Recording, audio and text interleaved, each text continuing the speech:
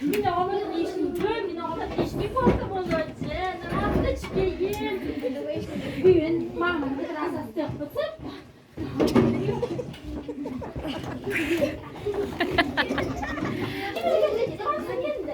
Gelin ağlar. Здравствуйте, bugün Vanyuşa oynuyordu. Vay, niye hiç kulem hayalına da kadar atıydı. Gelinlere, vay bugün Vanyuşa asas tahar yok. Dünya hiteri gergeterek bir cevap aldı. Niye gibi yaptı? Ondan gehelik giderim. Oğullar bu da kana attılar. Niye hiç kulem ne haydi belki gittim. Sınıftan da var. Sayın damında duvarlasını elbasını yapacağım. Baralar. Ей, Varadın da var. Niye de?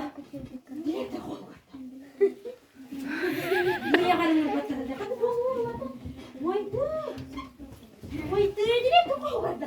Niye Maria Gabriel'den ne? İki yanında ne?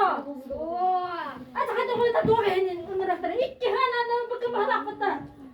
Ha? Et. Ocağına Türkiye'ye gitmeye kalk. Wah, anam Allah. Hadi sapın da. Kimi?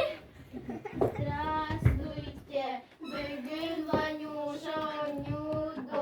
Wah, oğlan bugün konuşan var. Bugün bilgi kepseti bara durar. Direktör kovarını muhtemelen hep bahar mahalleden barın ki hali kilerin tohtan. Şaka yolu olur etti. Bu atası bu tam tohulur. Wah, anam Allah. Lampanın ucu juga açıktan ya. Evet. Hayır o kadar oksuztundu. Ona dua kehmi gönül hep kıpırdaktı. Vay apa sattı ya ne apa sattı.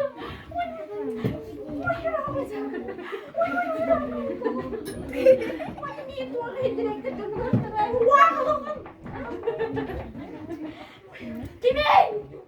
Здравствуйте, bugün Vanyuşa oynuyordu. Wah anyaman dedi. Anyaman dedi.